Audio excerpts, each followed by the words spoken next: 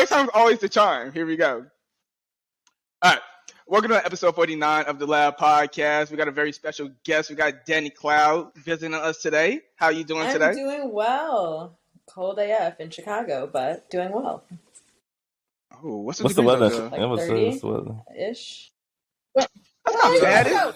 It could be like 5-ish with wind chills and snow, so you're doing good.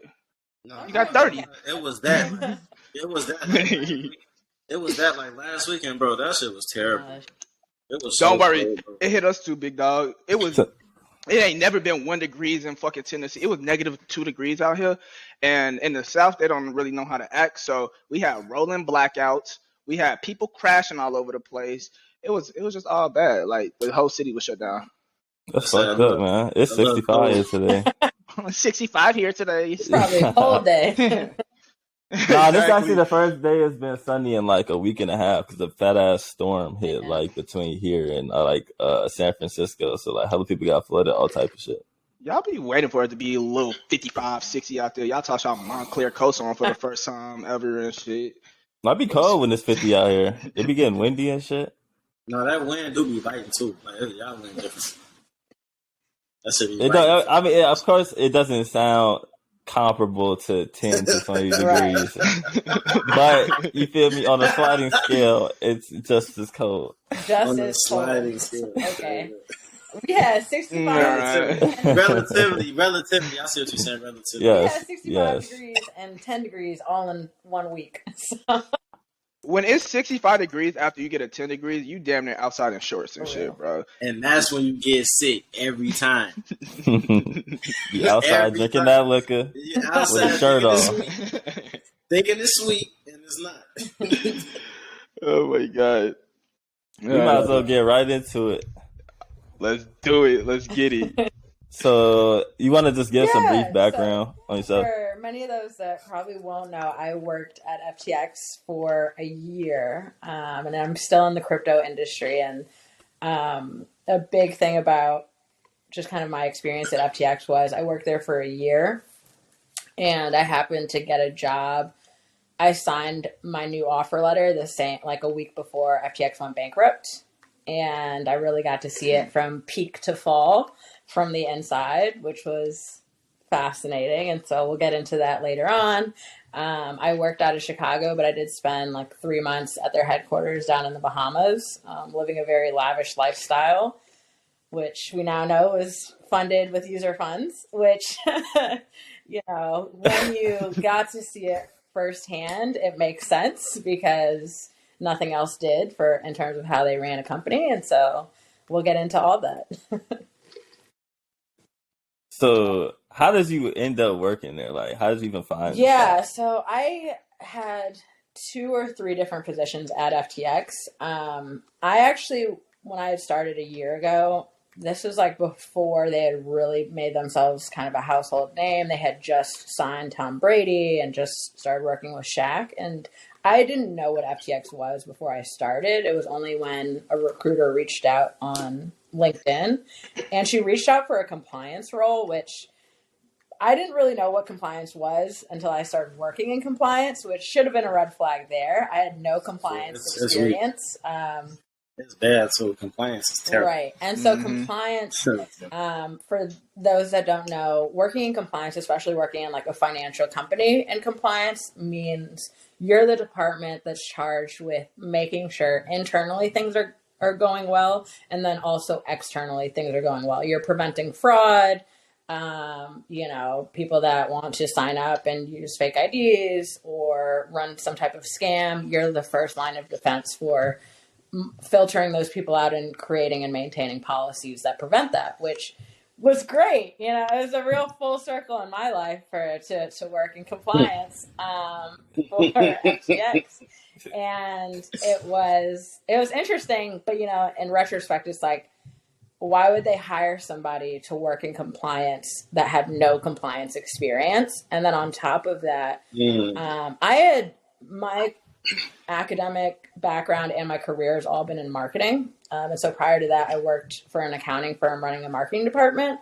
And when they were looking to hire me, they actually skipped over me for the first position that they were looking for because I had too much experience. So they truly were looking for people that were inexperienced and that could just kind of, as later described, be soldiers, and would do things without asking questions was really their big motto.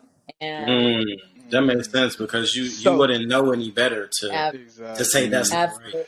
So how was that like interview process? So it was actually very sketch because, like I said, when I first found out about FTX, I hadn't really heard of them before, and then obviously I researched as soon as they reached out to me, and it was a series of 4 interviews. The first was with a recruiter who was working with a company to find me. The next 2 were with people that worked in compliance, and then the last one was going to be with the some senior compliance member, and it was the day before my last interview, and I got an email just saying like, oh, we're going to have to reschedule. And then they just ghosted me for 2.5 months, and I hadn't heard from them. Later on, I did find out that this was the time frame in which they were moving their headquarters to the Bahamas, and they just completely ghosted me. And then, like I said, 2.5 months later, they reached out, and I was like, at that point, I had another offer letter on the table from Spot Hero, actually. And I was like, look, I'll take this interview because if they could waste my time, I could waste theirs, so I see what it's about. I come to find out, I hear the benefits, and, I'd go into negotiations. They offer me $10K more than, the other company. And I was like, this is great. Plus, one of their perks was, of course, free healthcare and $200 a day for DoorDash. So $200 a day? Are you serious? Which is like an extra $75,000 if you account. What? Honestly, I don't even think I could spend $200 on DoorDash a day, like every day. And then once you get it, then you can't spend $200 a day easy on DoorDash. That shit is amazing. What you want? You go. Your whole fridge is gonna be leftovers. Literally, it's possible. It's just amazing. Like you got Walgreens on there, everything that you could possibly even need. The only thing that you couldn't do was order alcohol, but you get credits when they fuck your orders up, and you can use the credits to buy whatever you want, including alcohol. So it was great. This is next level. It was a great ride. I'm not gonna lie. This sounds like the biggest blessing ever. Like, man, y'all tweaked with me, and now y'all just went too crazy. No, and they paying me more than the other person. So like, it was. You see what I'm saying? Sweet. And so, that was my role. As I mentioned, I was very transparent during my last interview when I finally had it. I was like, look, my background's in marketing. I have another role in marketing, etc. And the woman that I was interviewing with was like, look, if you want to be in marketing, take the role in marketing. Like, this is not a marketing role, this, that, the other. But if I were you and I were in your shoes, I would take a role as a receptionist just to be in the company and try and switch when you can. Like, work your ass off and switch to another department when you can, which is what I did within 3 months of being at FTX. I think I started in November of 2021. And by January, I was in charge of sending all their emails, and, quickly went from just being their email marketer to being one of the 3 people working for FTX US marketing. So it was a very interesting and fascinating ride. That's just the start of it, So I'm kind of interested on their cultures, because you know how all companies love to talk culture or whatnot. So how was theirs? It was awful. So as I mentioned, I switched into marketing, and there was, by the time that I left and I had accepted my offer letter for another company, remember, like, I decided to walk away from the $200 a day and the trips to, whether it's Miami and going to see the heat for free, or going to the Bahamas and, living in lavish condos. I decided to walk away from all of that to work at another company, because that's how bad the company culture was. I was in marketing. There was 100% turnover rate. My boss, who I adored, he moved his family from California to the Bahamas. And I'm not just talking about like wife and a kid. He moved his wife, his 7-year-old, his 5-year-old, and his 6-week-year-old child to the Bahamas. And within 2 months, he quit. He was like, this is done. His wife looked at him and was like, I've never even seen you like this before. We were working Monday to Sunday. Like, every day. Oh, and we were on Slack, which is like a 24-hour meeting, and it would be okay. What? talking about what? Just projects. When you work for a startup, especially, you think about FTX being worth 40 billion and only having 320 employees. And half of those employees are just customer support and supporting departments. So that means it's really on a very small amount of people to keep things running. And FTX did not bring in professionals. Every time they brought in professionals, those people would last maybe a month and a half because they would note the red flags and they would be like, this doesn't make sense. Like, why wouldn't we do it this way? And then they would get fired. And, that was really... This is crazy. This is crazy to hear. And so my boss came in, and this is in marketing, and this is the one that moved his family, who was dedicated. He had started on his own a handful of companies that he had sold or, pawned off to others. And so he was, by all means, successful in his career and knew what he was doing marketing-wise. And I'll also add in there, I personally, even now I work at a tech startup, a crypto startup too. I don't mind working Monday to Sunday. I don't mind doing that type of work for stints. That kind of comes with the territory, to be honest with you. It's very high, stress. It can be stressful, but a lot of times it's high reward, especially living the lifestyle I did. It wasn't coming for free, but I think the issue arises when you're working like that and every project you're working on is derailed, or you have people at the top that are making poor choices, and that can eventually become detrimental to a team. And so, I was on this team of 4 people, including myself, including also the boss that I mentioned. Within 2 months, he quit. He was like, this is incredibly stupid, just the way that this company's running their marketing department. They fired my coworker, and the only other person was a designer. So yes, she was in marketing because she had to be, because it was just me and her. But it's just wait. Yeah. Time out. To put this in scale, you said 2 people are running the marketing for a $40 billion company. Now it's 2 people doing it. Yeah, we gotta slow down for a second. Weren't y'all? Didn't y'all sponsor? What's his name's F1 team? The Mercedes F1 team. Lewis Hamilton. Yeah. These ain't little marketing moves. And we were also using QuickBooks. So we weren't a little operation, but we were not running it. And that was the whole point that my boss... We weren't a little operation. This is a $1 billion brother. You gotta have departments. So when did you backtrack a little bit? Because the 2 people that I'm referencing, we were also on FTX US marketing, which was 10, I think it was valued at 8 billion versus international was 32 billion. So the international team had more people on it. I would say roughly between 8 and 10 people, I think. And so when I started working in marketing, I would say 6 months in, there was a big push to get both teams on the same side, just because why would we be divided? So anyways, I hope that answers your question on work culture at FTX. I mean, how hard could it have been to merge the 2? It's only 2 additional people. You only had 2 more people to merge. The ways in which departments worked at FTX were pretty backwards. So usually, for example, a large company like Kraft or even Coinbase will have a chief marketing officer, right? Chief marketing officer saying, hey, look, I have a career in marketing. I know what to do in marketing. I have a demonstrated history of getting shit done. These are my recommendations, working with finance, working with the CEO, working with the board to align. Versus at FTX would bring in people who specialized in marketing. And then it would be the chief operating officer who was like, nah, we're going to do this. And you have someone, and I don't know if you guys have seen, the chief operating officer only had maybe 3 or 4 years of experience in. Okay. Only 3 or 4. What the fuck? We're not talking about experience running a company. We're talking about she was a compliance analyst for 2 years, and that was her role. That was my role at FTX the first 4 months. And she went from that role to being a chief to officer. CFO. So, and she was the one calling the shots in marketing. So like we never had the chance to get Joshua. So. Every time, Josh. Every time.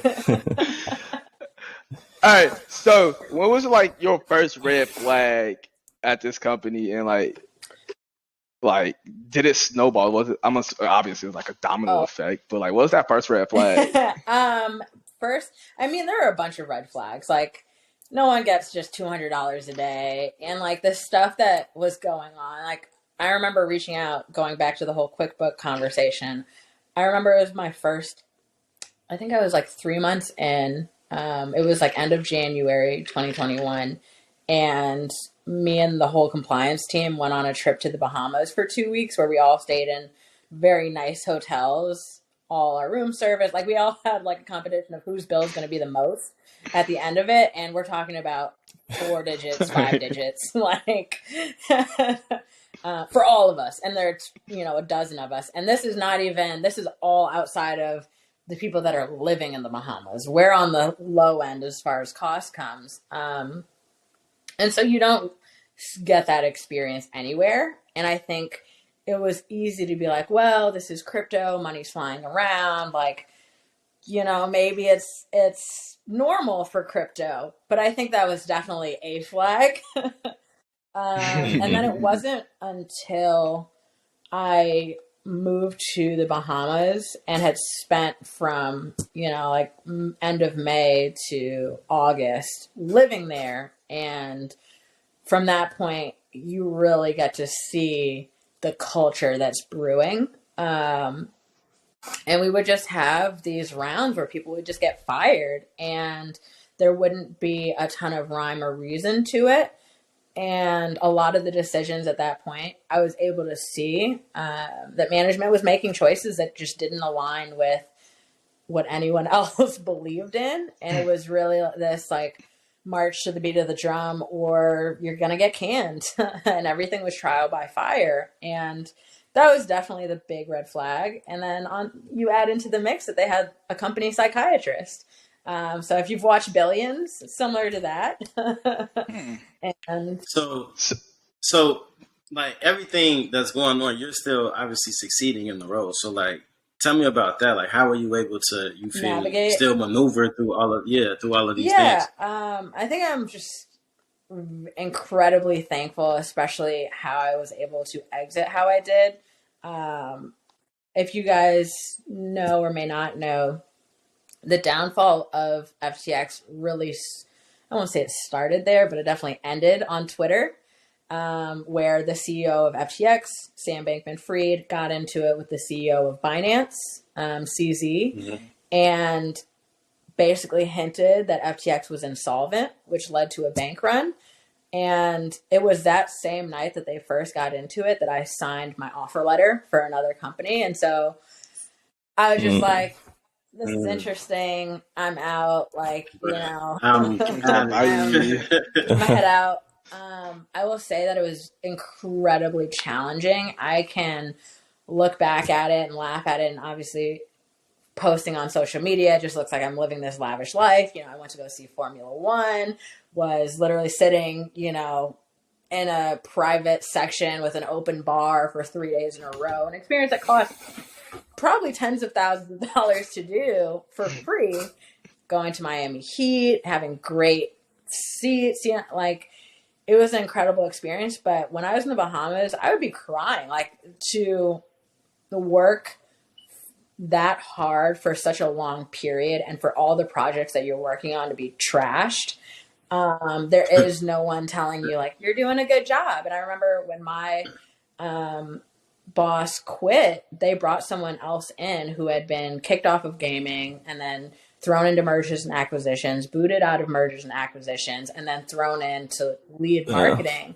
And wait a minute. Everything I did was below his standards. And this is how he treated everyone.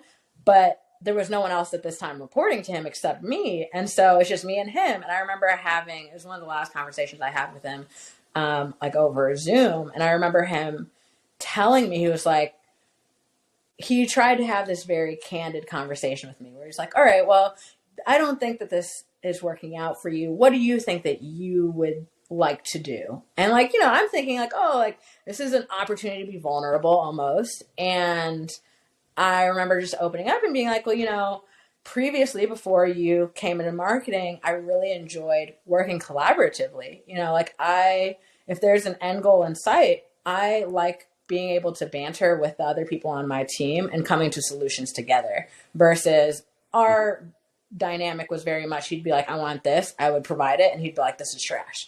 So I was like, I appreciate like, let's talk about it. Let's have a conversation. Like, let's be collaborative in terms of getting to the end goal.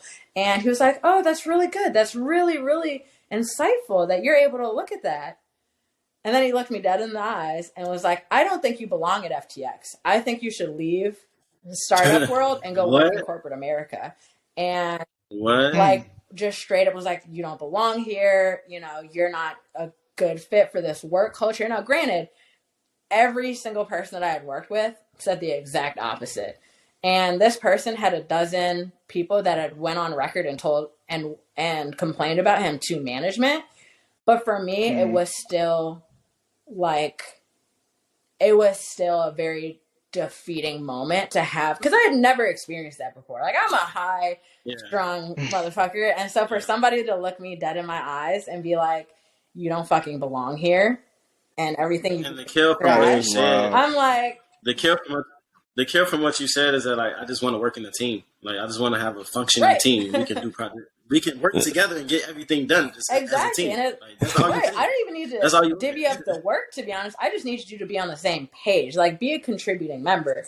To be collaborative. Exactly. And the reality is, I found out that he had gone to HR and complained about me before he even came into the department. Like, when he had sight, I found out that he went in and he had badmouthed my previous boss that quit. He went on record and said, oh, this guy sucks. I could do his job way better. He threw everyone under the table. And so he was just trying to get rid of me. Like, he a dirty. Very dirty. I just realized that you said psychiatrist and not psychologist. So prescription. Were people on Adderall heavy to be working 7 days a week like this? What? They had Adderall in forms that I didn't even know existed. Motherfuckers on patches. That's why you see these videos of Sam and he's shaking, because he's literally going through withdrawals. Oh, shit. Bro, Adderall patches is the next level. That is wild. Yeah. Bro, but it's even crazy. Even you saying that they moved him from gaming to mergers and acquisitions to like, bro, that's the places that you're moving, mergers and acquisitions, that's billions of dollars. And it gets even worse because, like, my move to marketing was supposed to come with a promotion. And because obviously you're 2 people or 3 people leading a fucking marketing team for a $12 or $8 billion company, your fucking pay should go up. And he came in, badmouthed me, and next thing you know, the very experienced COO was like, well, I don't know if you should get a pay raise, this, that, and the third. And I'm like, so this motherfucker gonna try to fuck with my fucking self-esteem. Now he's messing with my bag. That's a big problem. No. Now you playing with my bread. That's a big problem for me. Yeah, that's a big problem. Who got fired first? I didn't get fired, but, you know. He didn't leave on good terms. I'll just leave it at that. So, all right. So, what was your moment? You were like, "Yeah, I gotta get the fuck out of here." That was the moment. That was the moment. The moment. When that conversation happened, literally, he said that to me, and he was expecting a response. He was expecting me to say like, "Oh, like you're right," or this and the other. I want to go into whatever department, and I was just like, "Look, bro, I ain't even gonna name names." I was just like, "Look, bro, I'm gonna have to get off this phone call. I can't even talk to you right now," and I immediately like message our HR, this and the other, and I was like, something has to give. And that's when it came out that he had gone to HR weeks before he was even like officially made the new marketing person to like undermine my standing at FTX. And then, you know, it led to a series of conversations with the president of FTX US and me talking about the situation with him, as well as a conversation with the COO. And that was the point where I was like, all right, this isn't really adding up. this really is truly a situation of kids leading kids, and I'm not going to be able to get my worth in a company like this. And at the time, I didn't know what to expect, to be honest, from a company. I didn't know if this is how all companies were. It's interesting because I made a Twitter thread about my experiences in which some people responded, this is the internet. Some people responded like, oh, it just sounds like corporate America, like somebody's never worked a job before. And I'm like, no, that is not corporate America. It's the opposite of corporate America. Startup culture and corporate America culture are two distinctly different things. But I might even want to say that though, because like I still have a very startup feel at my company, honestly, and it's totally different from that, at all. I'm in a startup now, and a crypto startup, nonetheless, where we're launching a platform, and I have a full team. Like I have a team of 12 people, and nobody is on riding my ass like they were at FTX. Like it's not every single thing that you do doesn't have to be trial by fire. Like that shit was not normal. Which I get to know now. No, that's not normal, that was a big part of their work culture was hiring people that were young who didn't know better. And I talk about this in my Twitter thread. It was very cult vibes. Like, one of my coworkers got a tattoo that said bet more. And I'm like, you're a little too far in. Damn. This is sick. Damn, it is like a cult because they take you down to the Bahamas. They molding you into what they want. This is sick. Very much. Nice. And there was nothing. That was a big thing about the Bahamas. It sounds great for us. We're sitting in fucking cold ass weather, and we're like, oh yeah, I would love to be in a crib in the Bahamas.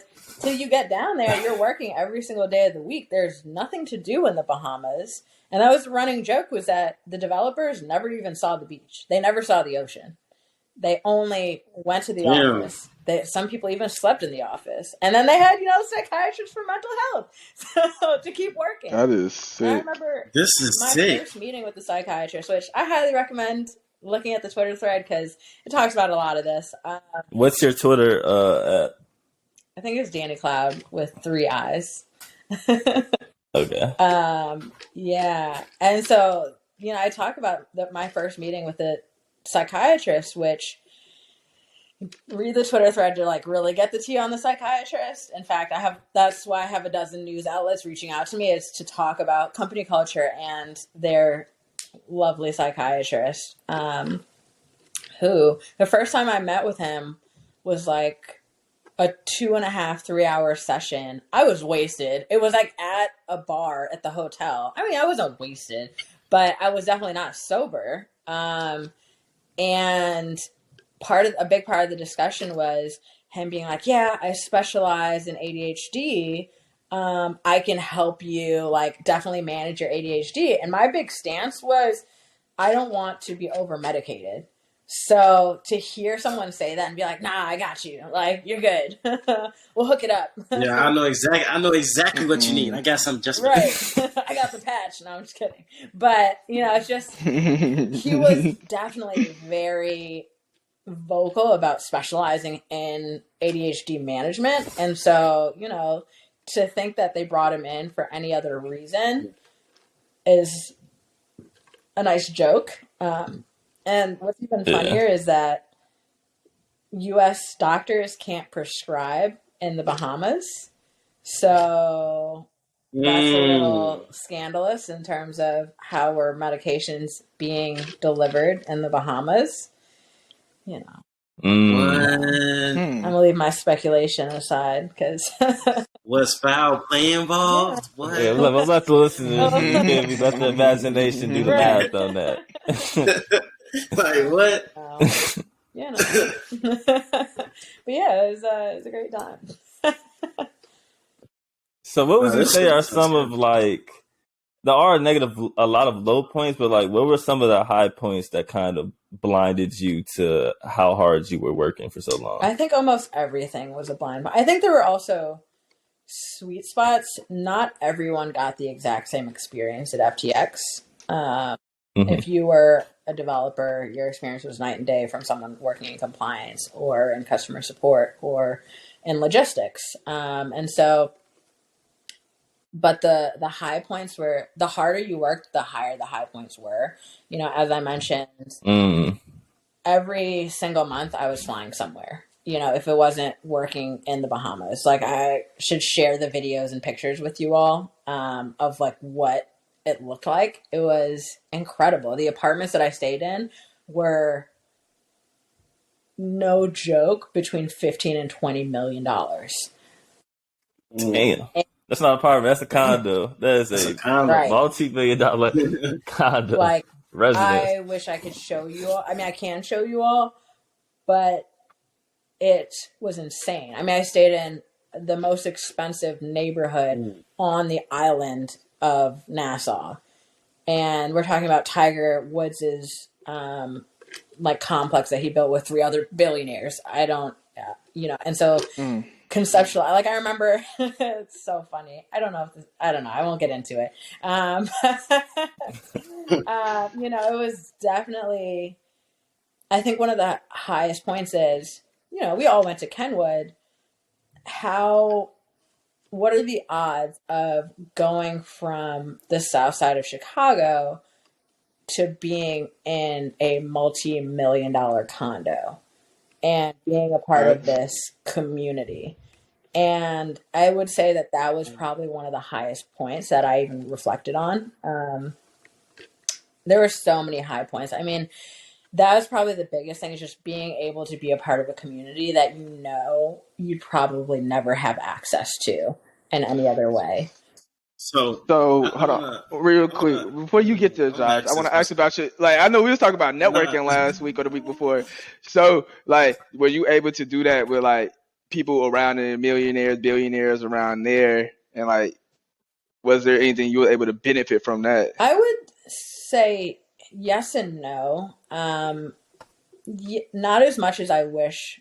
Not as much as someone who's more like a social butterfly would. I think one of the problems is you're surrounded by a bunch of people that are in tech. And so like all the stereotypes are true, like wearing shorts and t-shirts and sandals, or you being barefoot everywhere, right? Like in came everyone from FTX, and it did a complete 180 on what the dynamics in that community club were, right? And so, and I'm also like, even though I was around that, I'm still going to be the person that judges a multimillionaire, you know, like I'm still a little judgmental. And so I didn't network as much as I think someone who's better at networking would have. And one of the contributing factors is that a lot of the people that I was directly around, a lot of them were in crypto. And so now, I mean, obviously I'm still in crypto. And so, yes, I would say the networking definitely stuck, but not as,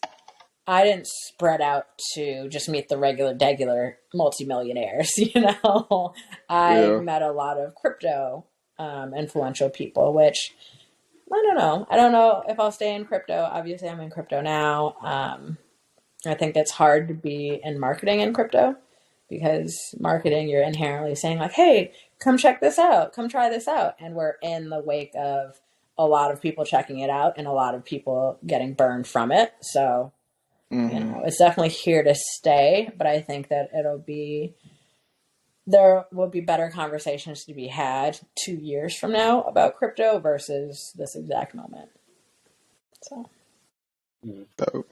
I look, you wanted to ask, like, being, you feel me, living in these places, right? So you live in a multi-million-dollar crib. So, like, in your off time when you're able to, like, visualize your life, you see what I'm saying? How has that now changed the vision for yourself? You feel me? Absolutely. Like, how has that, you feel me, affected? I would say that it has been affected more by leaving FTX than by being in FTX.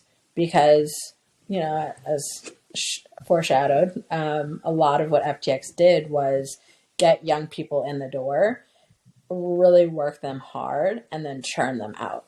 And it was like, I think that was part of the reason it was very cult-like, was because you had all these people coming in and being fascinated with Sam, right? It was like, oh, he's a god, like, look at what he's built for him. And then you have people like the chief operating officer and other members of the inner circle being like, yes, this is the standard of which how hard you should work, but no one else was an owner, right? So it was like you're having the opportunity to sit in on this, but your ability to recreate this for yourself is not high. And that's why I think I talked about this in the Twitter thread too. I'm like, this is cool, but it took a grand level of privilege, money, and just unfounded belief in Sam to be able to create an empire like that. Because I'm not going to lie to you, if I went out there and said like, hey, look, here's my company, invest in it, be a part of it, people are going to be like, what are your credentials? Like, who's your backing? They're going to be asking a lot more questions that nobody asked the MIT graduate with 2 Stanford tenured parents questions about, right? Oh, this is perfect. So, and Josh can ask a better question pertaining to this. You remember how we talked about how the Binance dude owned a percentage that he cashed out? So, do you believe that was intentional, that he was greenlit into capturing this much market space? Or market share, rather? He wanted to do the same. All of both CZ and FTX, both Binance and FTX had, and this is all speculative, right? I am not having any conversations with SBF, obviously, on what his goals were, or CZ. But I will say that all of them, I think, were in the market to do the same thing. If you recall, before FTX went down, they were trying to buy Voyager in the bankruptcy and collect those remaining funds and those users and capture that market share. And then Sam portrayed himself as the white knight coming in to save user funds, but really he was just trying to cover up the fact that he'd already been mishandling user funds.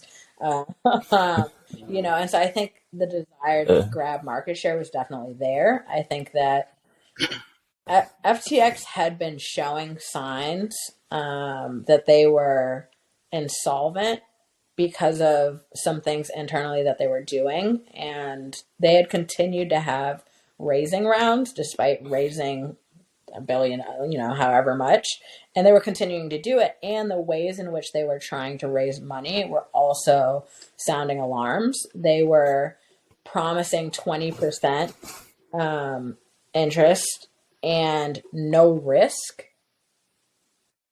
20% to investors and no risk and 0 risk for 20%. That's crazy. Yes. And they were having like auction style bidding for investors. So if you went in to invest at the top of the hour, you would get one valuation for the company, but if you had waited like 2 hours, that valuation would be double. So this fake creation of like just urgency Like to be a part of it. It's that FOMO, fear of missing out. Exactly. So, they created. Yeah. So yes, to answer your question, Quay, yes, I do think that it was very intentional, and I think that whole letter of interest to buy FTX was a load of crap. Like, I mean, I think he might have done it to swoop in and get like $1 for cents on the dollar, like maybe, but I really think it was just to tank FTX and to collect market share. That's what I thought it was too. Like, just to get them out the way. And it was kind of wild internally. Even when all of this happened, that first week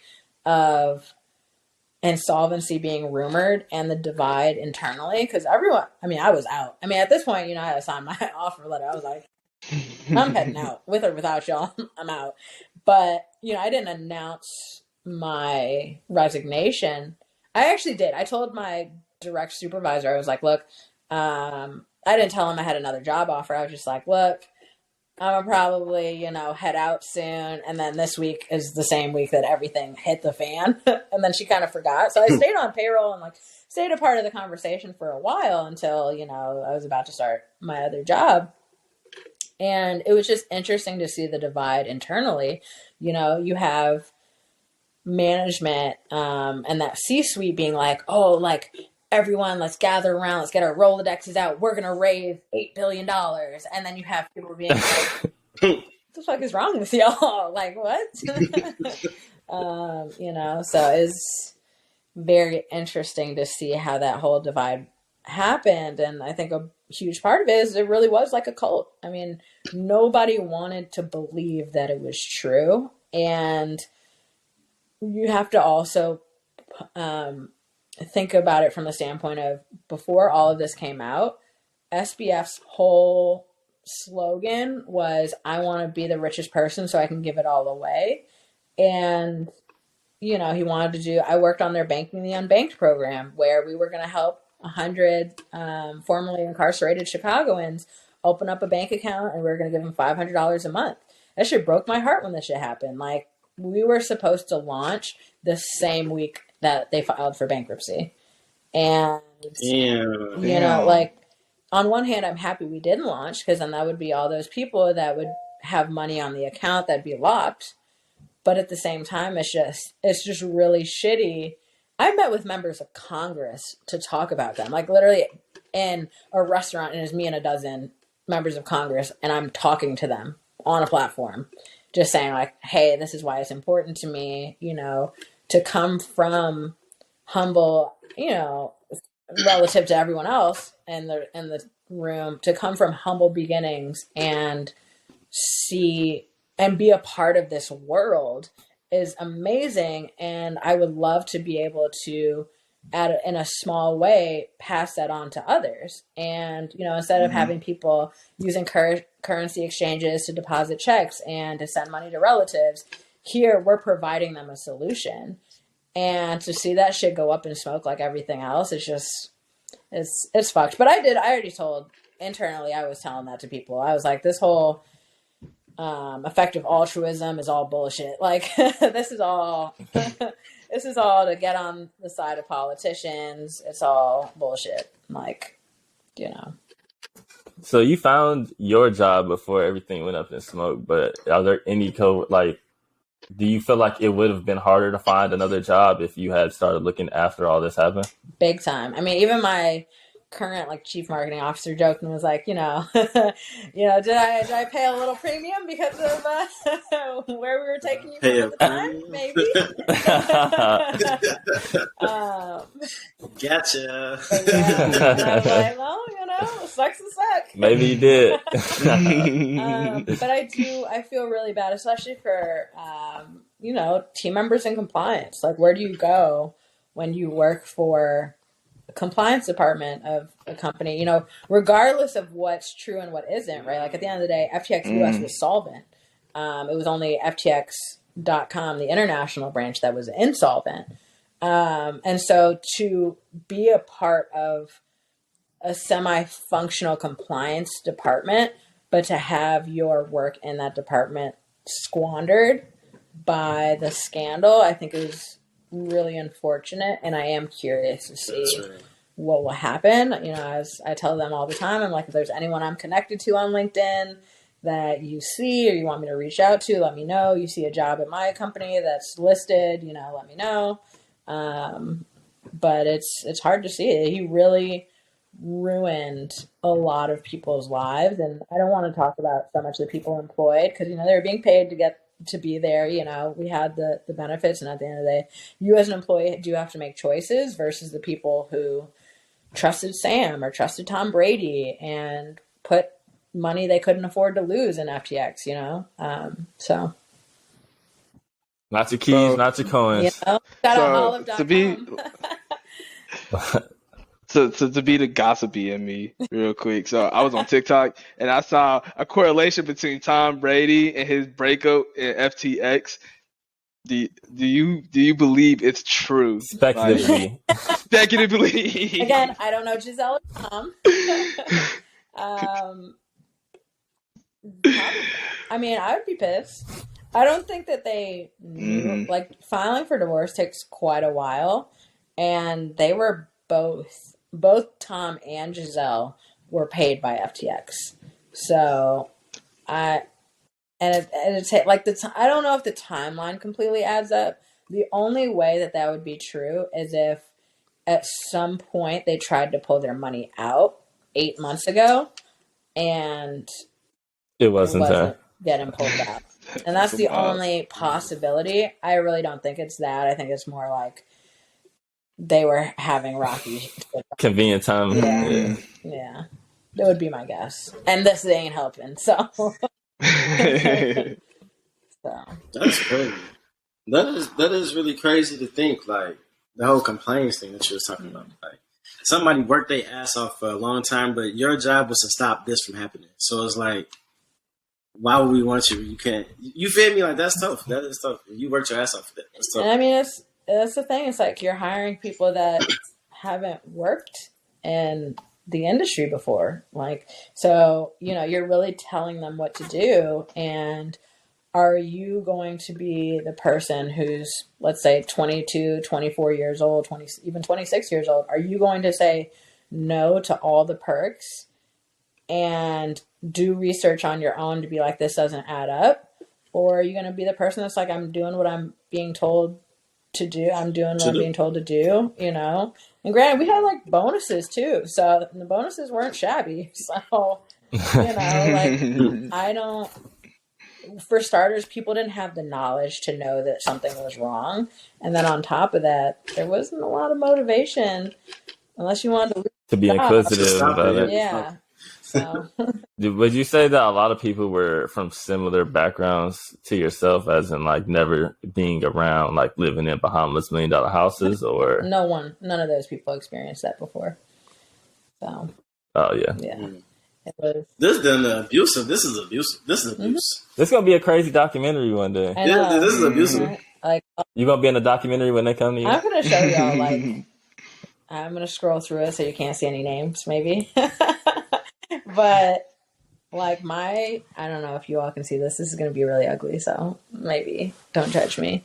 Oh, you can't even see it. But like all my LinkedIn is filled with all news outlets being like, hey, can you be on our documentary? HBO reached out, Wall Street Journal reached out, The Times reached out, Bloomberg reached out. Every single news outlet has reached out to either do an interview, do a piece, be a part of a documentary. Yeah.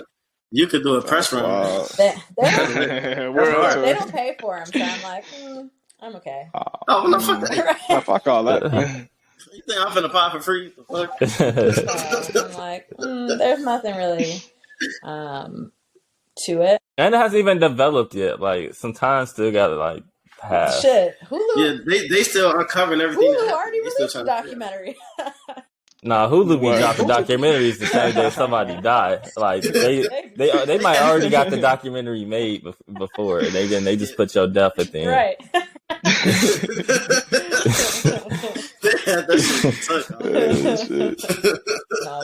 I don't really have no other questions though. We're gonna keep this as its own separate pod because I know some people that come specifically for this.